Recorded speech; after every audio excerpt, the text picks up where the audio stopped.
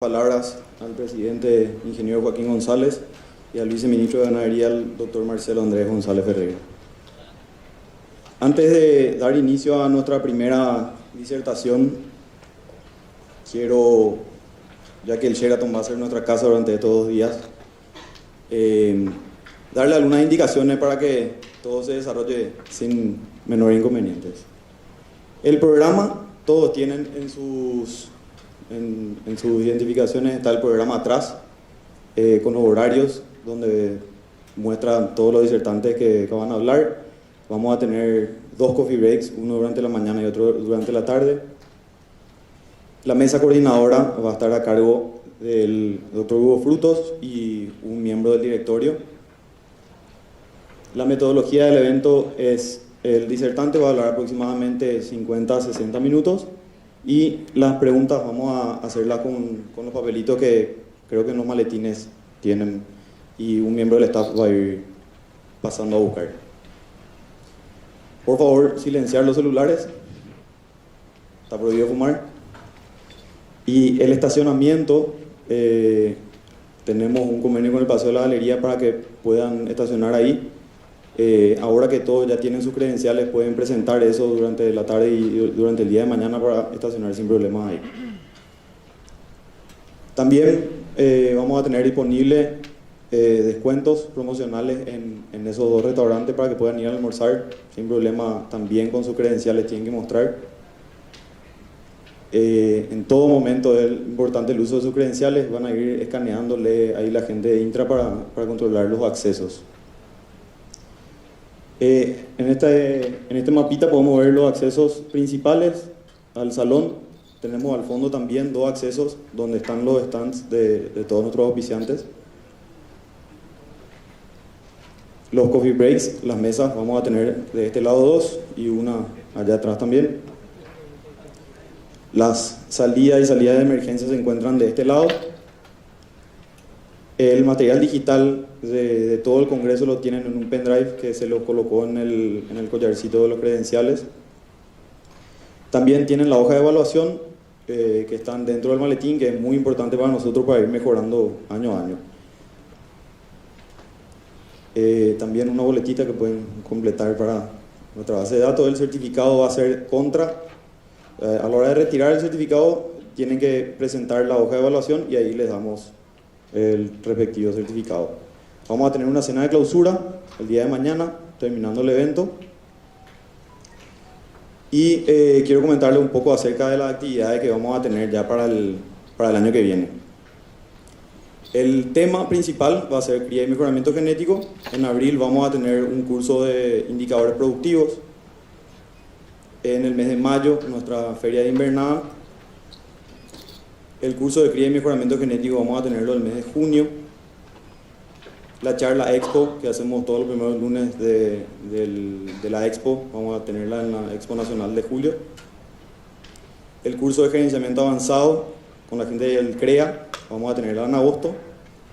El curso de alta gerencia en septiembre.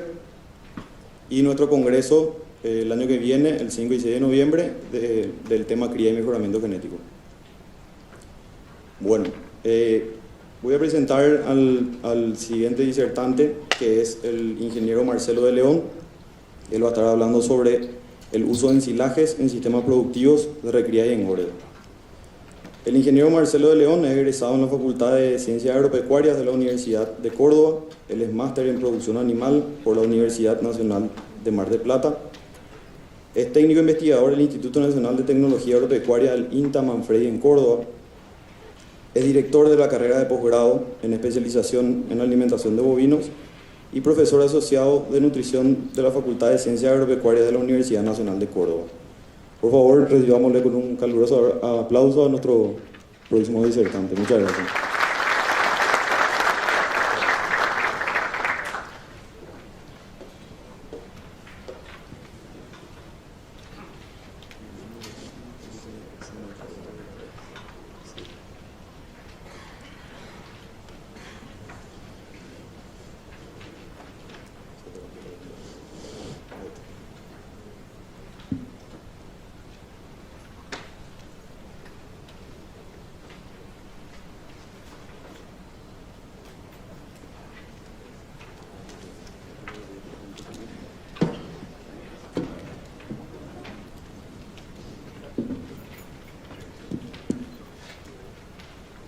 Bueno, buenos días a todos. Es un gusto para mí estar nuevamente aquí en este prestigioso Congreso SEA.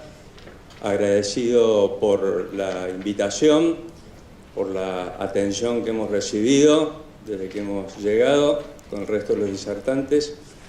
Así que bueno, directamente voy a entrar al tema de uso de silajes en la recría y engorde principalmente, si bien también obviamente podemos usar este recurso forrajero inclusive para la cría, y alguna definición previa para aclarar un poco los términos.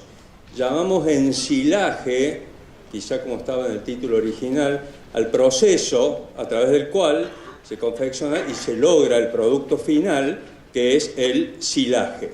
Y le llamamos silo a donde está contenido el silaje, sea silo bolsa, puente, búnker, etcétera, etcétera. Entonces por eso nos vamos a referir al producto como silaje. Y bueno, el título ya nos genera dos preguntas básicamente. Recría y engorde, ¿por qué? ¿En qué la diferenciamos? ¿Qué características tienen? Como para pensar la segunda pregunta, bueno, ¿por qué silajes en ese contexto concreto de la posibilidad de su utilización en esos dos componentes de cualquier sistema de producción de carne? Entonces, antes de entrar un poco más en profundidad, me parecía interesante alguna definición también de estos procesos. ¿A qué le llamamos recría? ¿A qué le llamamos engorde? ¿En qué se diferencian cada uno de los procesos? Y cómo interactúan, cómo se relacionan entre ellos. Bueno, la recría, por definición, es la etapa de crecimiento del animal, normalmente a partir del destete, hasta que inicia o se inicia el proceso de engorde o proceso de terminación.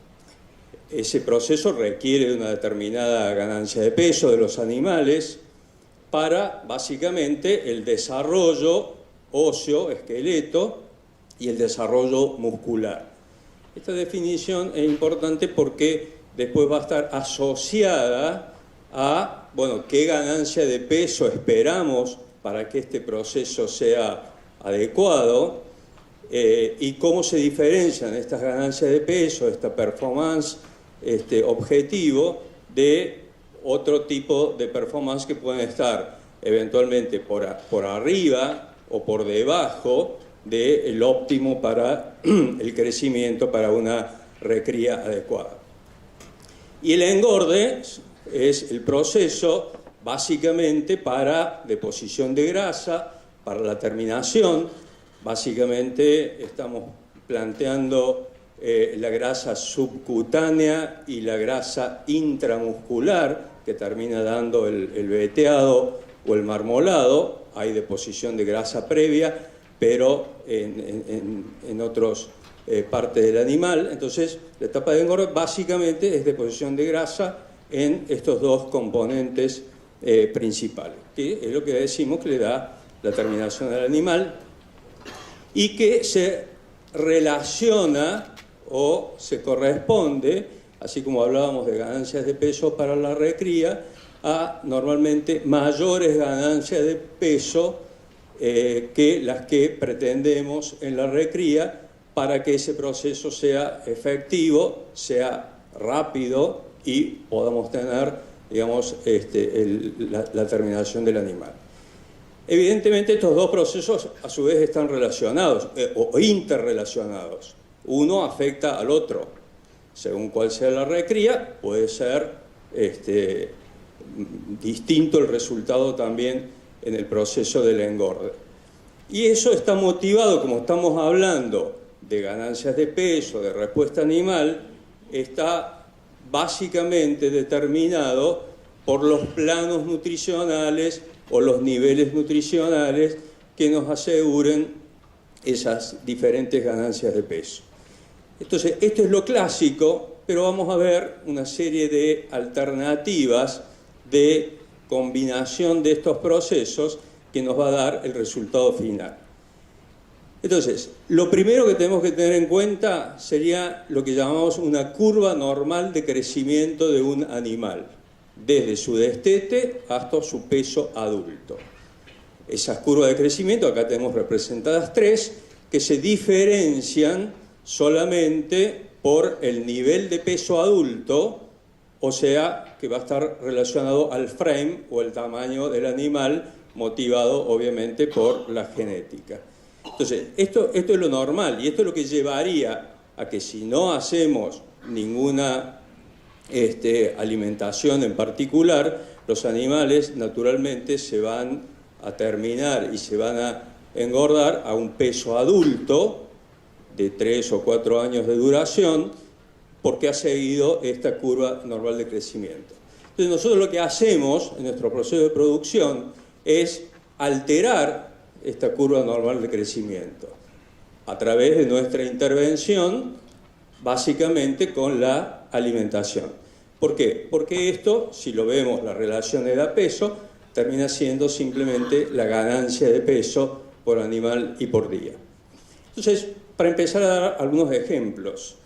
Un ejemplo típico que muestra lo que ocurrió en algún tiempo en Argentina. El animal muy temprano, a partir del destete, es sometido a un engorde intensivo, unas dietas de alta calidad, con lo cual la ganancia de peso rápidamente empieza a estar por encima de la curva normal de crecimiento, empieza anticipadamente, junto con el crecimiento, la deposición de grasa de terminación, y se lograría en ese caso entonces, de hecho en Argentina se llamaba ternero bolita, un animal muy liviano, muy joven y terminado desde el punto de vista de deposición de grasa.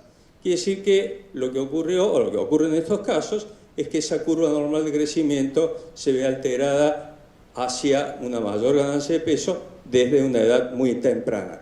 Quiere decir que en este caso lo que no existe en este proceso es la recría.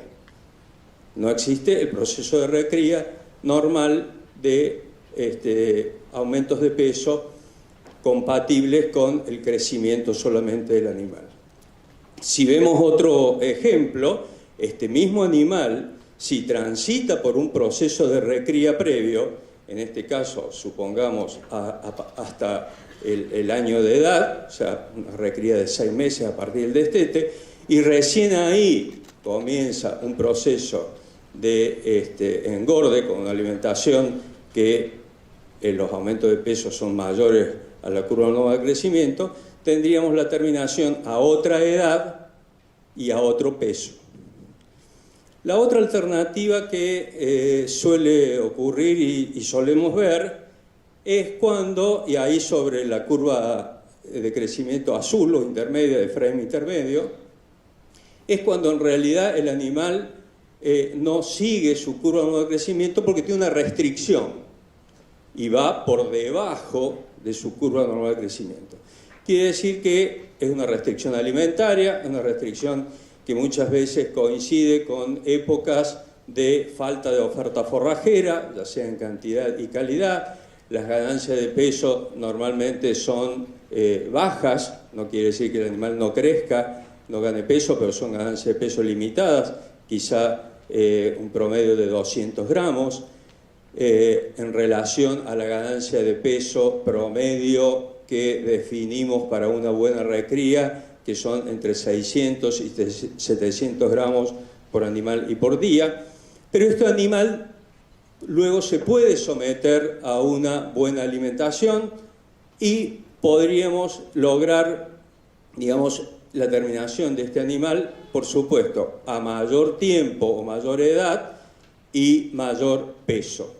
El problema es que esa restricción nutricional que ha afectado el crecimiento también va a afectar el proceso de terminación. A veces hablamos de las respuestas de restricción y crecimiento compensatorio posterior, pero esos crecimientos compensatorios no siempre son del nivel o de la magnitud que esperaríamos, sobre todo en el producto final, en la etapa de terminación. Otra alternativa, ya sin jugar con las dos etapas que claramente hemos definido, y podríamos pensar en un sistema que tenga las dos etapas claramente definidas, podría ser, bueno, ¿qué pasa si en términos constantes estamos un poco por encima de la curva normal de crecimiento?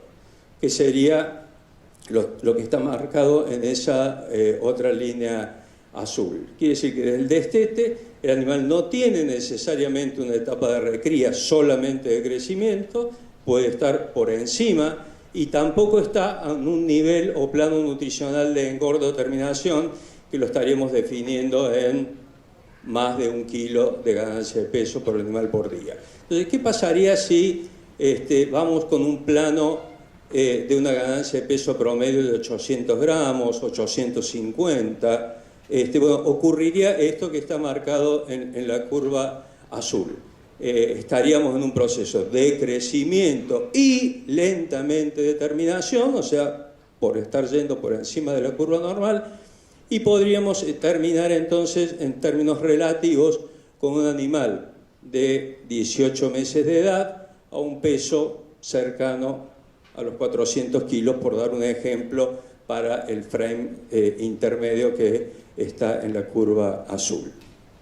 Quiere decir, con estas definiciones y con estos ejemplos, que en realidad tenemos una serie de alternativas de combinación de los procesos que va a depender de la situación concreta de cada caso, de cada campo, los recursos o alimentos con que se dispongan, porque en esto podemos plantear de que el sistema de producción puede tener etapas pastoriles, puede tener etapas de encierre o etapas a corral, etapas con forrajes conservados, con silajes o con bases de dieta con grano.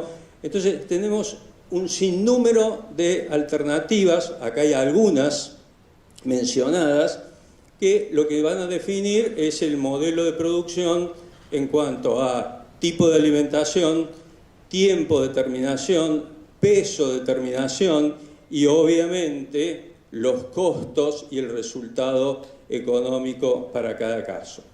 Entonces, esto es un poco lo que el marco en el cual vamos a necesariamente tener que tomar decisiones de etapas pastoriles con suplementación, etapas donde incluimos también los forrajes conservados o los silajes, y etapas típicamente o parte de los procesos a corral o encerrados. Entonces, yo defino casi como con distinto grado de intensificación los sistemas que son típicamente pastoriles y que obviamente, de acuerdo a las características de las pasturas, son los procesos casualmente de menor intervención, normalmente más largos, y la respuesta animal va a estar acoplada directamente a la oferta en cantidad y calidad de la pastura. La primera intervención que podemos hacer sobre esos sistemas es la suplementación. La suplementación para mejorar o adicionar nutrientes a ese sistema pastoril. Y evidentemente ahí ese aporte extra de nutrientes nos va a permitir modificar el aporte típico de las pasturas, lograr una mejor performance animal y empezar a alterar el sistema.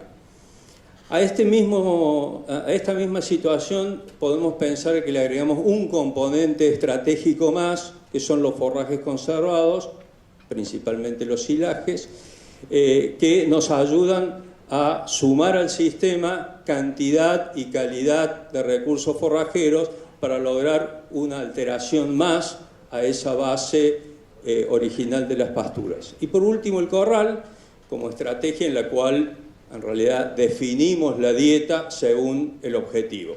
Y ahí podemos pensar en corrales para recría o corrales para terminación.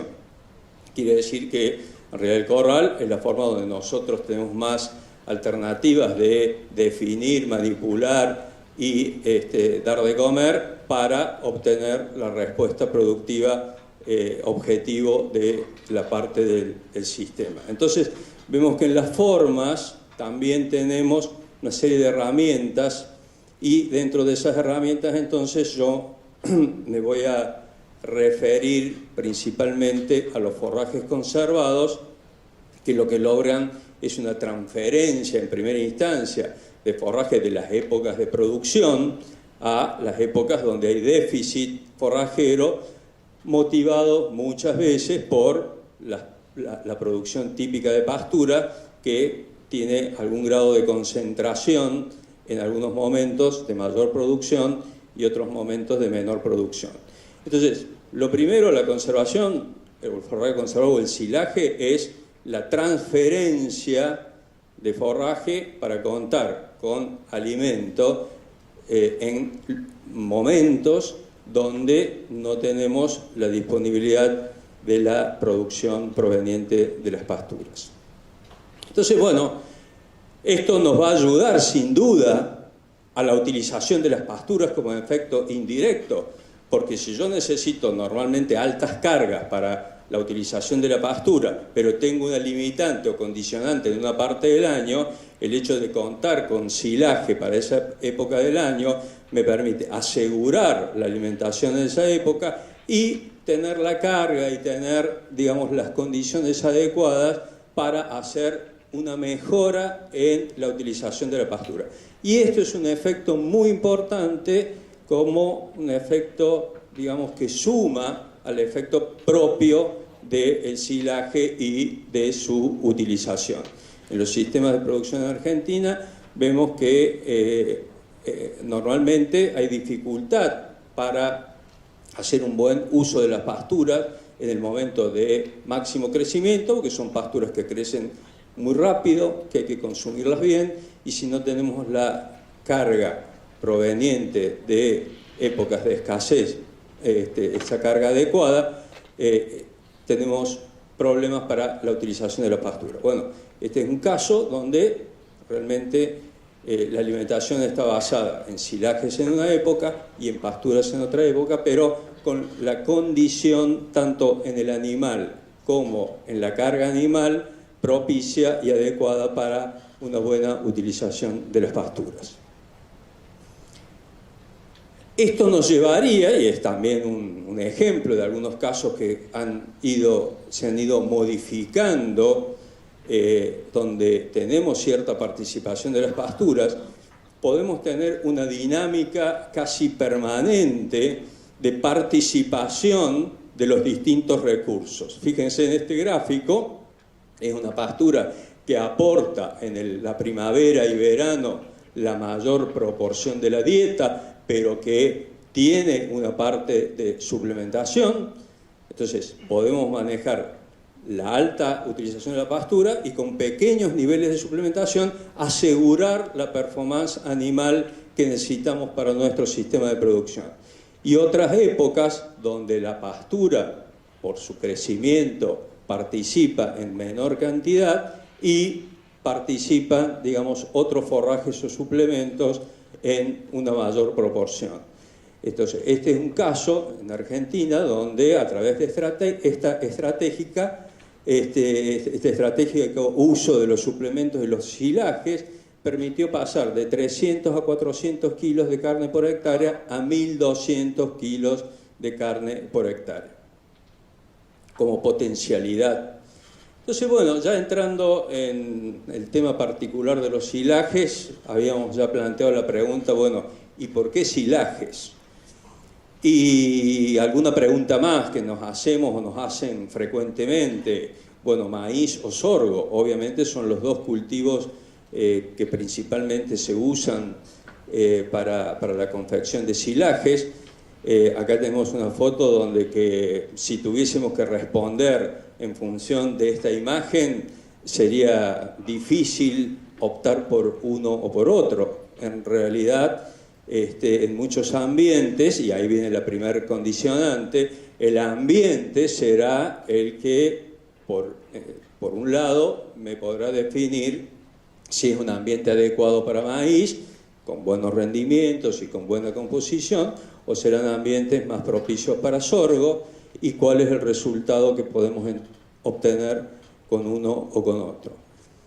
Esta pregunta nos la veníamos haciendo los productores, los técnicos hace mucho en Argentina, y las primeras respuestas eran como que no había duda de que el maíz era de mejor potencial, hasta que los avances genéticos fueron desarrollando híbridos específicos para silaje y de una conformación quizá un poco más como la que se ve en la imagen, y nos fueron mostrando de que es posible obtener los mismos resultados con maíz o con sorgo, que sería el caso de esta foto.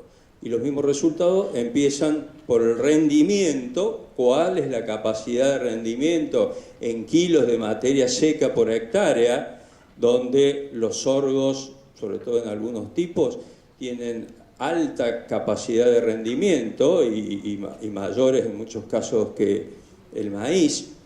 Algunos datos que nosotros venimos relevando nos muestran ya en números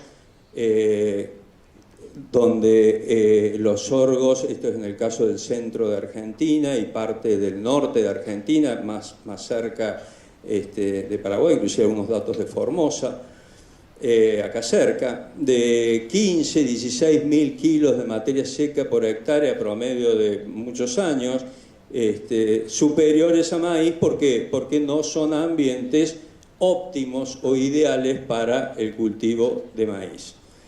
Si esto lo vemos en más detalle, ustedes fíjense que acá estamos hablando ya de tipos de híbridos que responden a lo que podríamos decir, bueno, en sorgos graníferos, donde la mayor proporción de la planta es grano, sorgos hileros o intermedios o doble propósitos y sorgos típicamente forrajeros, tienen alguna diferencia en rendimiento, pero en realidad la gran diferencia está en cada uno de los híbridos, y es el primer punto quizá a tener en cuenta, como lo que decíamos antes, esta dinámica de nuevos híbridos, nuevos materiales genéticos que han cambiado el panorama que teníamos años atrás para ver cuál era el potencial de estos cultivos para la producción de silaje. Este año, un ensayo de híbridos en Manfredi, donde yo mostré esos promedios que nos mostraban estos 15.000 kilos de materia seca por hectárea, ya nos están mostrando la posibilidad de tener entre 25 y 30.000 kilos de materia seca por hectárea como potencial de producción de algunos, al menos, de alta performance, de alto rendimiento, inclusive muchos de estos, los de 25.000 kilos, con una clara aptitud para silaje y una calidad que también tenemos que ver y que va a responder a las necesidades de nuestro sistema de producción.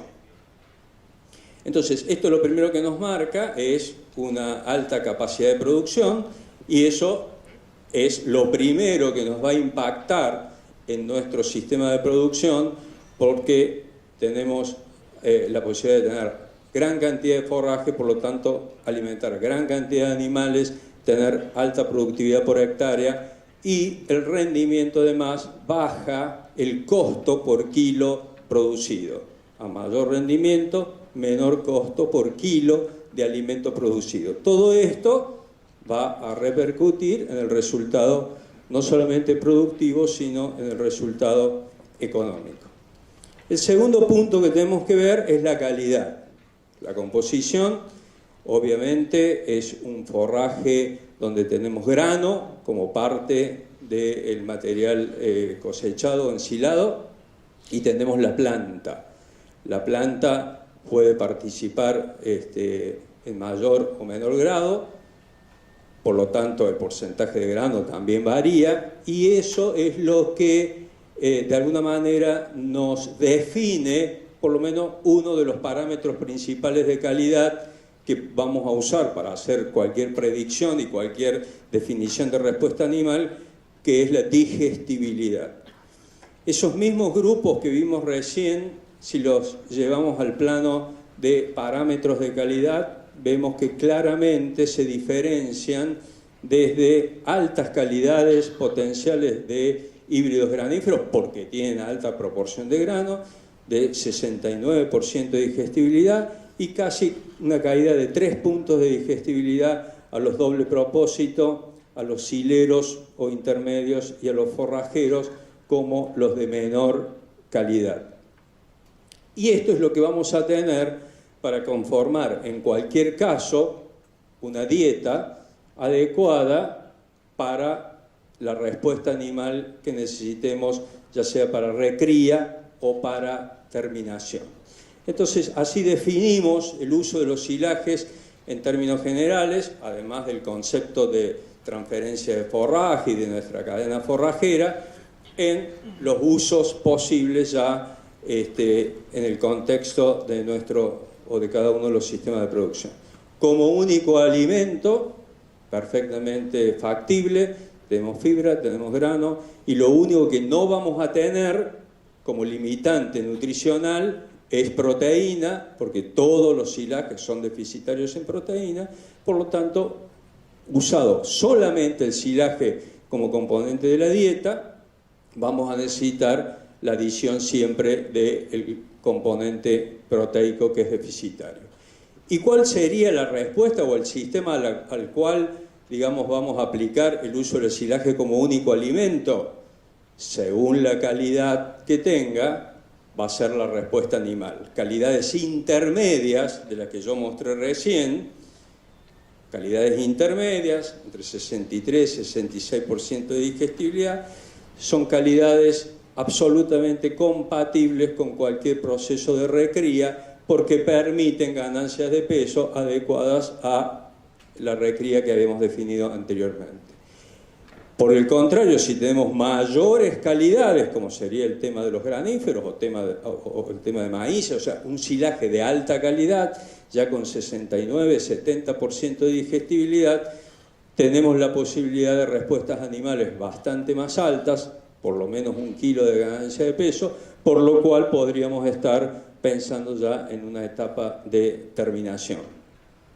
Por lo contrario, cualquier silaje de sorgos tipo forrajeros, ese 60% de digestibilidad, y que muchas veces hay híbridos que nos plantean menores digestibilidades, quizás 55%, si bien tenemos cantidad, tenemos rendimiento, esas digestibilidades lo que nos provocarían como único componente de la dieta una restricción alimenticia que a lo sumo podríamos plantearla como componente de la dieta, pero adicionando otros componentes. Como suplemento de pastura es otra de las utilizaciones muy importantes. Yo mostré ahí un caso, o sea, asociación de silaje más pastura, donde el silaje va a aportar en cantidad y en calidad quizá un poco más de lo que aporten las pasturas, sobre todo en los momentos de déficit forrajero, que es donde pensaríamos en usar el silaje. Y el tercer uso clásico que podríamos definir es como parte de la dieta, como parte de la alimentación, a la cual sumamos o incorporamos otros ingredientes, tanto energéticos como proteicos, para definir una calidad de dieta que querramos o de acuerdo al objetivo productivo. Entonces, el silaje va a ser el componente fibra, más el grano, más lo que adicionemos de proteína necesariamente, más componentes energéticos, básicamente van a ser granos secos, granos húmedos, inclusive de los mismos cultivos que estamos hablando, de maíz, de sorgo. El grano húmedo de sorgo tiene una calidad bastante mayor que el mismo grano seco, lo mismo pasa con el maíz, y sería un doble propósito, inclusive del mismo cultivo, sea maíz o sea sorgo. Entonces tenemos la posibilidad de tener una amplitud de alternativas para el objetivo productivo de cada caso y de cada situación. En esto lo que sí hay que tener en cuenta siempre, ya entrando un poquito más en lo que es la nutrición y cómo se van a comportar estos alimentos, es pensar que siempre tenemos una composición a nivel de alimento que en el rumen el animal, a través del proceso de digestión y el proceso enzimático y el proceso de los microorganismos ruminales, los transforma total y absolutamente en productos que son los que va a utilizar el animal. Y esto es muy importante a la hora de definir y conformar las dietas en cuanto a los componentes y los acoples, digamos, para que este proceso de consumo, donde la cantidad es fundamental también considerarla para cada categoría animal, el proceso de digestión y la excreción como lo que no utiliza el animal y es parte de las pérdidas, definida por la digestibilidad. Esto en realidad lo tenemos que ver y en realidad la nutrición animal lo que nos dice es que tiene que haber los adecuados acoples energético-proteicos para los microorganismos del rumen para que haya una eficiente utilización de los nutrientes que nosotros le estamos proveyendo, pero a las bacterias ruminales, para que de esa manera la provisión de nutrientes finales para el animal permitan cubrir sus requerimientos, tanto energéticos como proteicos. ¿Y esto por qué lo planteamos? Porque es muy importante y las respuestas y las diferencias que observamos muchas veces están dadas porque estos acoples no están considerados y consideramos simplemente valores generales, por ejemplo, una dieta del 12% de proteína. Pero no todas las dietas con 12% de proteína van a dar el mismo resultado. Y un ejemplo concreto relacionado a silajes es esto como un ejemplo de los porcentajes de proteína típicos de los silajes que pueden estar en 5,5, 6, 7% y en cualquier caso son deficitarios, es lo que nos obliga a la corrección proteica de las dietas. Y esto es un ejemplo del mismo silaje, un silaje de sorgo, suministrado con distintos acoples y distintas fuentes de proteína. ¿Qué vemos?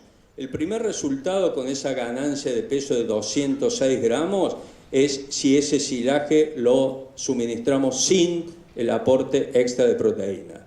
Ese es el resultado productivo, aunque la digestibilidad que me dice un análisis o como me dice el laboratorio sea para un potencial mayor. Lo que pasa es que no se aprovecha porque los microorganismos del rumen tienen déficit de proteína. Y 4 alternativas de corrección de la proteína, todas al 12%. Quiere decir que si tomamos ese parámetro de proteína de la dieta, todas deberían dar el mismo resultado. Y la misma energía, quiere decir que decimos que son dietas isoenergéticas e isoproteicas. Y lo primero que pensamos que una dieta isoenergética e isoproteica da el mismo resultado de performance animal. Y no es así porque los acoples son distintos. La urea es una fuente de nitrógeno no proteico, pero que aprovechan las bacterias del rumen, pero en una liberación muy rápida dentro del rumen, por lo tanto la posibilidad de captar ese amoníaco por parte de las bacterias es ineficiente. Por el contrario, si los acoples son mejores con el silaje en proteínas de menor tasa de degradación, como pueden ser los espelers de girasol o de soja o de algodón, como los más frecuentes, es donde las ganancias de peso simplemente por un mejor acople en cuanto a las tasas de degradación de los componentes del silaje y el componente de la proteína, nos permiten tener con el mismo silaje 1 kilo de ganancia de peso por animal y por día. Entonces, esto es importante porque se traduce en la respuesta animal y a veces los problemas vienen porque las dietas no están suficientemente bien balanceadas y podemos tener resultados bastante distintos. Y lo otro que ocurre, bueno, las eficiencias de conversión. La eficiencia de conversión es los kilos consumidos de alimento, en este caso de silaje, porque son dietas base silaje, respecto a los kilos de carne producidos. Otro indicador muy importante, podemos pensar que con silaje podemos tener eficiencia de conversión de 6,5, 7 a 1. Eso ya nos da una idea inclusive de un posible resultado económico, cuánto me cuesta el kilo de materia seca del silaje y cuántos kilos, digamos, cuánto cuesta el kilo de carne producido. En Argentina hoy, si hacemos esta cuenta con una eficiencia de conversión 7 a 1, el kilo de materia seca de silaje cuesta 1 peso argentino. Quiere decir que el costo son 7 pesos en alimentación y el valor del kilo de la carne son 35 pesos. Quiere decir que esta forma de alimentación me permite tener esos costos y esa relación costo-beneficio, por lo menos con el componente alimentación. Después, obviamente, tenemos el resto de costos en cualquier sistema de producción. Estos mismos tipos de silajes distintos, provenientes de distintos cultivos, también nos señala desde el punto de vista de la participación de los componentes del rendimiento algunas cosas que a veces creemos que son de una manera y no lo son. Con los productores, con técnicos, cuando uno mira los cultivos dice, y escuchamos muchas veces, pero mirá la cantidad de hoja, mirá la hoja verde que tiene, esto es mucho mejor porque tiene más hoja el cultivo. Y eso, a través de muchas evaluaciones, se mostró que no, la proporción de hoja en materia seca no es distinta ni entre el maíz y cualquier sorgo, ni entre los sorgos entre ellos. Por lo tanto, no nos discrimina nada, no es un indicador importante, aunque a simple vista a veces nos parece que sí. El indicador más importante es la relación entre el tallo, o la participación del tallo, y la participación de la panoja en el momento adecuado para el picado del cultivo, ni antes ni después, en el momento en que el cultivo está en condiciones óptimas para la confección de silaje. Y fíjense la diferencia que tiene en este caso, en el cual podemos tener 30% de tallo o más de 70% de tallo. Y ese tallo normalmente sabemos que es un componente de menor calidad, que normalmente en el estado de ensilaje está bastante lignificado. Entonces, la gran diferencia, por el contrario, es el porcentaje de panoja, que podemos tener 50% de grano que va a ser incorporado al silaje, o algo mucho menor que va a ser cercano al 10%.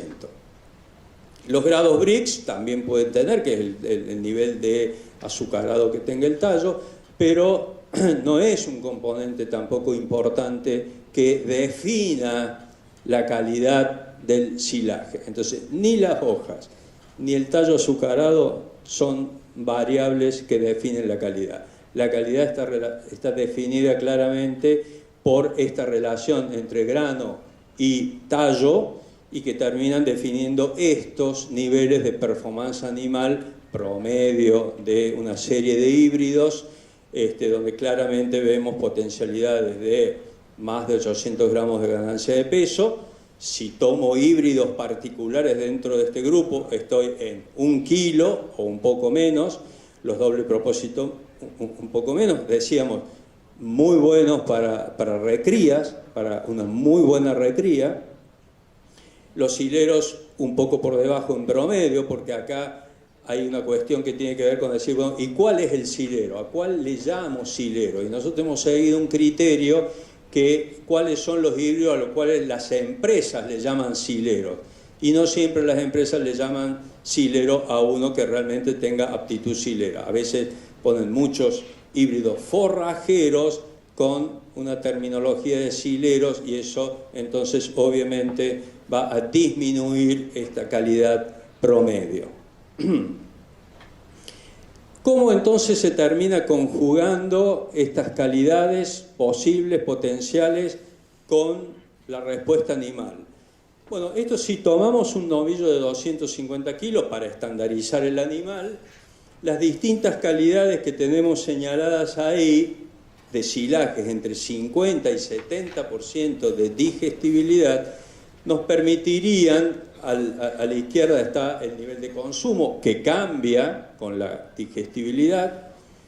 Las barras verdes entonces son los cambios en el nivel de consumo, y los números superiores son las ganancias de peso. Y esto básicamente lo que nos permite visualizar claramente que entre, por ejemplo, 60 y 65% de digestibilidad, que es nada más que un 10% de cambio, lo que cambia en respuesta animal, con 60 estamos en 300 y algo gramos, y con 65 ya estamos casi en 800 gramos. O sea, el impacto de un 10% de cambio en la digestibilidad nos provoca un cambio casi del 100% en la respuesta animal, porque se mejora el consumo, se mejora el aporte de nutrientes, se mejora lo que llamamos los saldos del mantenimiento, del requerimiento de mantenimiento, que es el primero que se cubre para ganancia de peso. Entonces, con esto yo lo que quiero señalar simplemente es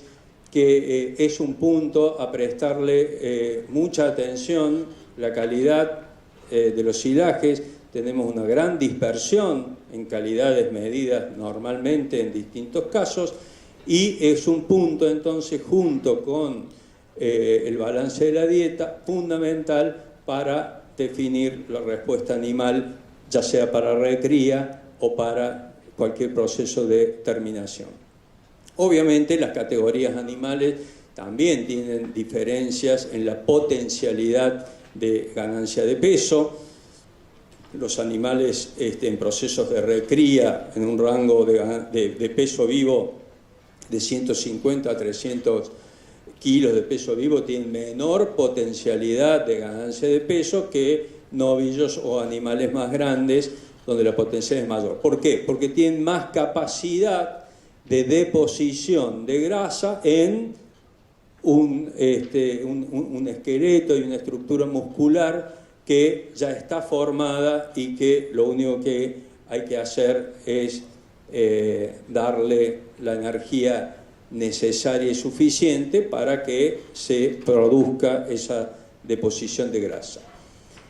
Entonces, bueno, en este contexto yo lo que quisiera señalar un poco para ir terminando es que es clave la confección y conservación. Todo lo que hagamos para no tener pérdidas es un proceso sujeto a pérdidas, y lo que tenemos que hacer es que todo el proceso, desde el cultivo, pasando por todo el proceso de confección, conservación y utilización, que es algo de lo que vimos, tenga las mínimas pérdidas. ¿Por qué decimos esto? Porque vemos que en muchos casos, en campos de productores, podemos estar en niveles de pérdida tranquilamente del 30% o más, 40% del total del forraje producido. Y lo normal sería que la suma de todas las pérdidas pueda estar por debajo del 10%. Entonces hay aspectos para corregir. El primero es el momento de picado. El momento de picado en cuanto al porcentaje de materia seca de la planta entera. Ese es el criterio fundamental. Lo que podemos tomar como información de referencia, fíjense, buscamos un óptimo a 35% de materia seca de la planta entera. Un rango de 33 a 38, donde el resultado va a ser bueno, pero los problemas empiezan cuando nos acercamos a 30 o cuando nos acercamos a 40. Hay algunas indicaciones nuevas como pautas, que son las tasas de desecación de los cultivos desde un momento previo al ensilado, para poder estimar cuál va a ser el momento óptimo. Bueno, hay una tasa de referencia en maíz que es el 0,5% por día, quiere decir que en la etapa final del cultivo, cuando ya el grano se está secando, el cultivo en términos generales tiene una desecación de medio punto por día. Si yo mido una planta, tengo el 30%, quiero llegar al 35%, a medio punto por día, sé que tengo que esperar 10 días para el momento óptimo. En los sorgos esa información no estaba, y cuando la empezamos a medir vimos que los sorgos graníferos o con algo de grano tenían una menor tasa de desecación, de 0,3, 0,25, con lo cual simplemente tenemos una ventana de picado más amplia en la cantidad de días que tarda el cultivo en secarse. Y el otro aspecto fundamental que vimos son las muy bajas tasas de desecación de los sorgos típicamente forrajeros, fotosensitivos o digamos con poca producción de grano, donde las tasas de desecación están alrededor de 0,15 puntos por día.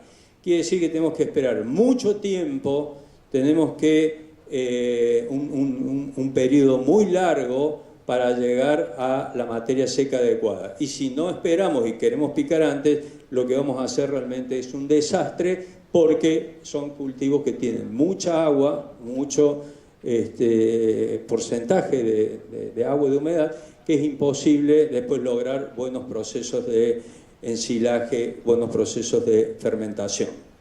Entonces es una información que podemos tener en cuenta simplemente con la muestra de una planta, con el cultivo antes de ser picado y con las tasas de desecación, prever cuándo estaríamos en el momento óptimo y empezar a negociar lo que todos sabemos que es muchas veces dificultoso, contar con la máquina en el momento adecuado.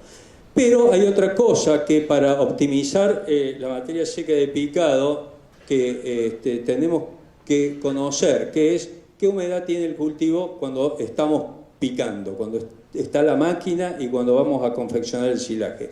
Para tratar de aproximarnos lo más posible a ese óptimo, regulando quizá la altura de picado. La altura de picado va a meter alimento o planta más seca o más húmeda. Entonces, eso si lo conozco lo puedo regular. También de la materia seca va a depender el tamaño de picado. Mientras más seco tengo que picar más chico para lograr una mejor compactación. El uso o no del cracker también depende de la materia seca de la planta y del estado del grano. A grano más seco y planta más seca, más necesidad tenemos de usar el cracker, más importante es. La compactación, mientras más seco, más problemas de compactación. Fibra efectiva, si picamos más chico puede ser que nos quedemos sin fibra efectiva para la motilidad ruminal en el proceso de alimentación. Si picamos muy temprano vamos a tener seguro, sin duda, pérdidas por lixiviación, mala fermentación, mala conservación. En el proceso de extracción también va a tener que ver cómo hemos confeccionado el silaje y qué humedad tenía para ver las pérdidas durante la extracción y el suministro. La inoculación también se define en base en gran parte a cómo está el cultivo en el momento de confección. Quiere decir que esta es una información que tenemos que ir sumando, tenemos que conocer, es muy simple conocer la planta en cuanto a su humedad. Una de las cosas que ocurre es que si la planta se seca y el grano se endurece, si bien el laboratorio nos va a decir, como la curva azul, de que las calidades son buenas y parejas y uniformes, porque el laboratorio muele toda la muestra y hace el análisis sobre eso, la digestión efectiva por parte de los microorganismos del rumen va a ir disminuyendo a medida que el grano está más duro o está más seco. Por lo tanto, es, como decíamos antes, la importancia del cracker en las condiciones que no son óptimas desde el punto de vista del estado del cultivo. Entonces, el procesado del grano, que es algo que por lo menos en Argentina estamos mejorando en forma muy importante, están los crackers para maíz, están los crackers para sorgo, ahora Claas tiene un nuevo cracker que se llama Sherlach, que también tiene un procesamiento de grano distinto, inclusive manteniendo fibra larga, compatible con un buen luego funcionamiento ruminal. El gran riesgo es tener otra pérdida que normalmente no la vemos, o la vemos en términos relativos, que es la pérdida de almidón o de grano en heces, que es nutriente que tenemos conservado, que teníamos en la planta y que el animal muchas veces lo pierde en heces porque se tornan indigestibles. Y lo que observamos normalmente, y normalmente nos consultan, ¿por qué no tengo el resultado esperado de acuerdo a la calidad o composición que me dice el análisis de laboratorio? Bueno, en parte es por esto. Lo que estamos sumando son la evaluación de los índices de procesado de grano, una metodología muy simple. Se hace un tamizado del silaje por distintas mallas, y lo que queda por debajo de una malla de 4,75 milímetros se determina el porcentaje de almidón. Si los valores son mayores a 70, el índice de procesado de grano es óptimo, es adecuado. Entre 50 y 70 es adecuado pero menor, y menos de 50 es un pobre nivel de procesado de grano y empiezan las pérdidas importantes de almidón en heces. Entonces, esto lo podemos hacer o podemos empezar a medirlo, a ver cómo estamos en este aspecto del procesamiento del grano como una cosa fundamental, y sobre todo en sorgo, que es donde más problemas tenemos si el grano se endurece. La confección, entonces, la compactación, la densidad del silaje son otra de las variables que tenemos que tener en cuenta, porque si no son óptimas estamos teniendo pérdidas. Y por último, la utilización va a ser en autoconsumo o a corral, como dos alternativas principales de utilización de los silajes. La extracción del material es fundamental que sea adecuada. Fíjense acá, una muy buena pala, buen tractor, todo nuevo, y la extracción es un desastre porque no se está usando la forma de extracción adecuada, y tenemos un alto nivel de pérdidas, aunque después tengamos buenos corrales, tengamos buena infraestructura para alimentación. Entonces, los corrales pueden ser de recría o de terminación. El silaje puede ser la base en cualquiera de los dos sistemas, y tendremos que adicionar los nutrientes necesarios a partir de la composición del silaje que tengamos y los nutrientes que faltan para la respuesta productiva. El autoconsumo es otra alternativa muy interesante, obviamente de bajo costo y de la posibilidad de tener excelentes resultados si manejamos el sistema adecuadamente. El manejo del sistema es muy simple. Los animales tienen que tener acceso prácticamente permanente al silaje para tener una buena cantidad por el frente de las bolsas, si fuesen bolsas, o el silopuente, y un avance para tener bien, digamos, lo que sería la extracción o el avance del frente adecuado, que tendría que ser en cualquier caso por encima de 30 o 40 centímetros por día de avance del frente. Algunos casos que hemos evaluado y hemos visto que mucho se está usando en el norte del país, y donde se empieza a usar esta tecnología y no se cuenta con toda la infraestructura y con la maquinaria y con la capacitación del personal, empiezan muchas veces con esta alternativa, la incorporación de silajes en autoconsumo. Fíjense ahí, prácticamente sin pérdidas, con una buena pared del silaje, que es la que va avanzando. Normalmente con este tipo de estructura, que son 8 metros de frente de la reja, 4 central y 2 laterales, podemos tranquilamente trabajar con 100, 120 animales por boca de silobolsa. Evidentemente, de acuerdo a la cantidad de bolsas, va a ser la escala, y cuando nos preguntamos en la escala, la mayor escala de autoconsumo y del sistema funcionando adecuadamente lo vi casualmente aquí en Paraguay, que es este caso.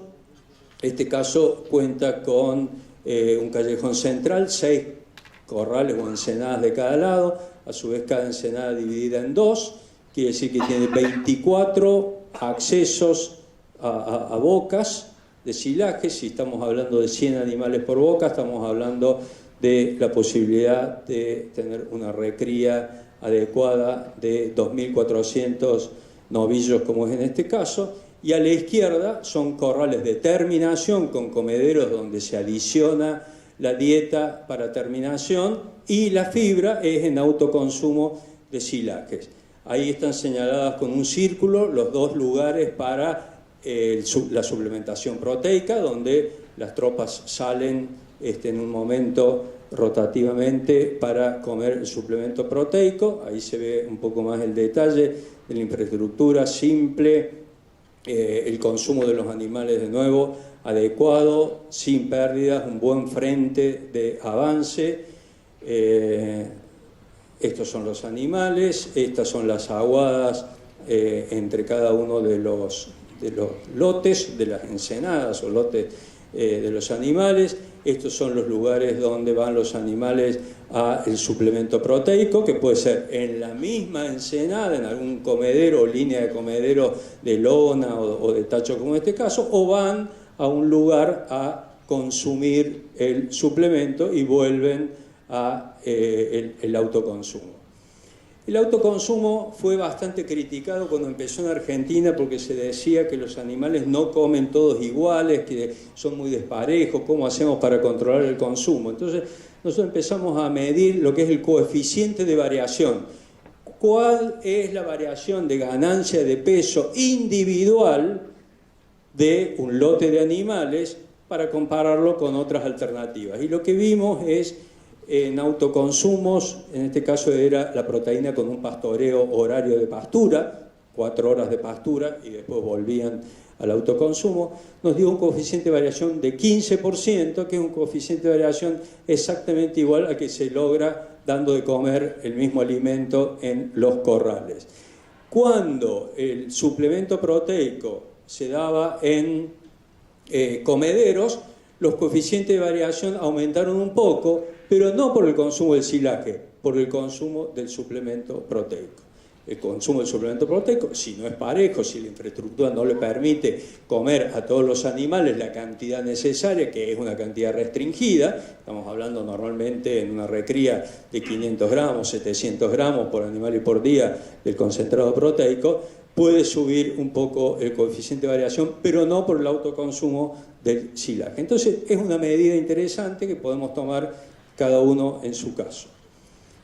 ¿Qué necesitamos saber como para que nuestro sistema de utilización de silaje sea adecuado? Saber cómo lo estamos haciendo, en qué situación estamos. Obviamente la cantidad de forraje almacenado en materia seca y en densidad de cada bolsa o de cada puente o de cada situación. La calidad, tenemos una serie de parámetros de calidad. Cómo estamos usando la extracción, los avances. Recordemos que cuando se abre una bolsa o un silaje, lo exponemos de nuevo al oxígeno y empieza un proceso de deterioro. La respuesta animal obtenida, obviamente. Para eso tenemos algún instrumental bastante simple. Fíjense, para materia seca, un horno de microondas o algunos aparatitos para secar la planta o el silaje. Para densidad, un densímetro que simplemente permite sacar una muestra y saber cuánto hay por metro cúbico y en el total de un sistema de almacenaje. Esto es un método clásico que se hace en todos lados. Acá también es lo mismo, estamos midiendo cuánto profundizó el densímetro para tener la medida de los kilos o los gramos de la muestra por unidad de volumen. Eso nos da la densidad. Acá estamos muestreando un silobolsa con el densímetro para tener esa información de compactación, de densidad y cómo estamos haciendo y utilizando los silajes. Podemos medir la temperatura también de los frentes de silaje como un indicador del daño o el deterioro por exposición aeróbica. Esto tiene una relación directa con la densidad. Esto es una buena densidad. La temperatura estaba acorde a la temperatura ambiente. Esto es mala densidad. Ya tiene inclusive desarrollo de hongos, es porque estaba muy seco, y ya esto lo muestra el termómetro, la temperatura 53 grados en un día que hacía 15 grados como temperatura ambiente. Entonces, estos son todos los indicadores que podemos usar, indicadores de separador de partículas para ver cómo está el tamaño de picado y si corresponde con lo que tiene que haber de cada tamaño de fracción. También una herramienta, instrumento muy simple. Por supuesto, el suplemento proteico, que tiene múltiples alternativas para implementación. Esto es grano de soja entera, molida en un comedero, donde vienen los animales del autoconsumo, consumen el suplemento proteico y vuelven a la ensenada del autoconsumo.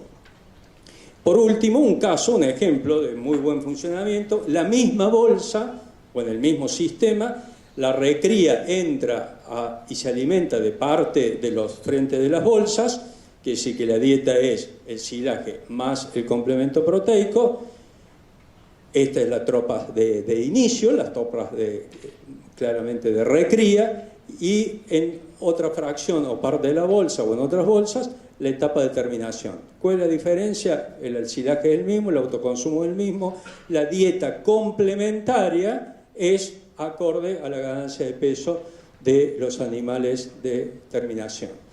Por último, entonces, como síntesis, ¿qué tenemos que mejorar en los silajes? El cultivo es lo primero, la elección del híbrido, pensar en el rendimiento y la composición, el momento de confección, fundamental por todo lo que dijimos. El proceso de confección es básicamente compactación, es básicamente procesado de grano, si hace falta. En el estado óptimo de los cultivos y del estado del grano, el procesamiento del grano pierde importancia porque el animal lo va a utilizar perfectamente bien si el estado es el adecuado. Y el proceso de alimentación, la extracción, el suministro, la estabilidad aeróbica, tener mucho cuidado en no tener esas pérdidas, calidad, balance de dieta. Y el último comentario es que también estamos viendo los impactos de la suplementación de la vaca de cría ante los momentos de restricciones con silaje. Y los resultados realmente son espectaculares, no solamente en la performance de la vaca, sino en el peso del ternero al destete y en todos los indicadores productivos y reproductivos de los sistemas de cría como una alternativa más. Creemos que para esto hace falta capacitación. Tenemos que ir midiendo, tenemos que tener información, tenemos que tener en cuenta un poco todos estos aspectos. Ese es el desafío, ese es el camino, y recién ahí podemos estar hablando de que vamos a estar apuntando a una ganadería de precisión. Muchas gracias.